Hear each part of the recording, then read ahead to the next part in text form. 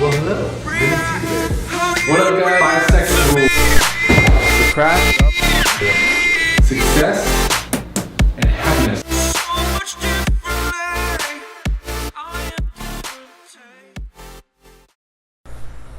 What up, guys? Raul here, reporting live. I really like this shirt, man. You know what? I'm gonna give away one of these shirts. If someone emails me to give me a shirt, just put "give me a shirt." Don't even be nice about it. Don't even write "thank you." Just put "give me a shirt." If you write a bad word, I'll think about giving you 2. So say "give me a shirt" to info@capitalriseinvestments.com. I'll give you a damn shirt if you like it. If you don't, screw you. So I'm gonna talk today about team building. So we've been in business for 4.5 years. We really started building a team about 2.5 years ago, 3 years ago. I'm sorry, 1 year ago, 3 years into the business I meant. And a big quote that stuck with me, I forgot where I read it. I want to say Sean Terry said it, or Kent Clothier, or Justin, one of these guys in the mastermind I'm in. Be slow to hire and fast to fire, okay? You know, obviously you can kind of tell what that means, but let me go a little more into it. Intuitive. Anyway, so basically interview your people, man. Interview and make them go to 2 interviews. Have a phone interview. Make them take a personality test. Do a mock negotiation with them. Make them sell you a cup of water. Make them sell you a pen. Have them talk to other people from your team. Be very slow to hire. It's important. A bad hire is so bad. So bad. Bad hire is so bad. That should be like a rap song or something. I should make a rap song. This little white boy making a rap song. That's what I'm gonna do.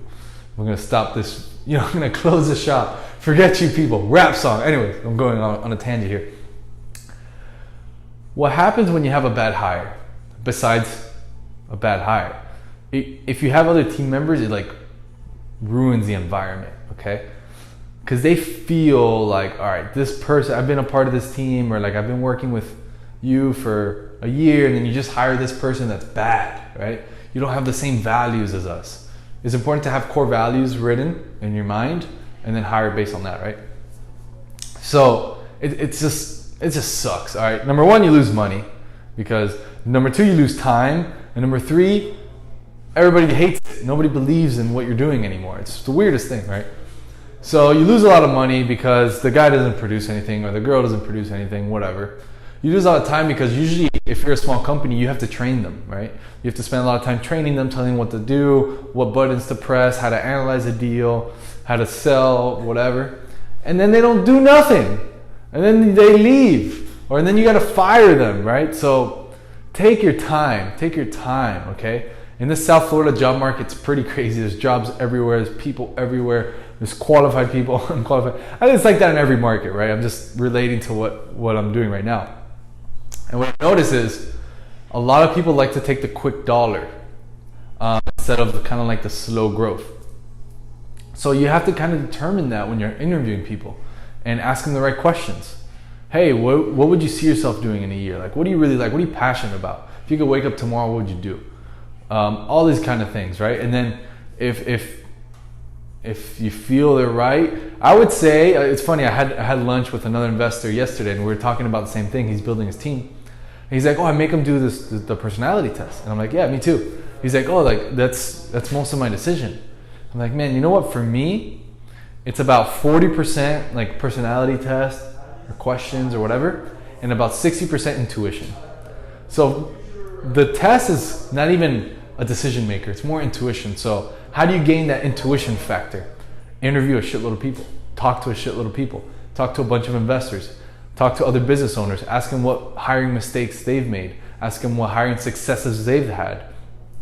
Use that collectively. Put it in a little brain bank. We should animate some shit here. A little brain bank. And do the right things. And don't do the wrong things. That's pretty much it. And then you'll start gaining a little intuition. Like, this guy said all the right things, but I didn't like it. This girl told me that, but something didn't feel right. And you'll be surprised. And you're never gonna make all the right decisions. You're gonna hire people that are gonna be bad. It's just the way it goes. But just keep at it and try to kind of data in your mind, and then make an intuitive decision that is like as accurately as possible through collective information and stuff. I know it's a really complicated way to say to hire some good people or else you're screwed. But I hope it helped at least a little bit. A little bit.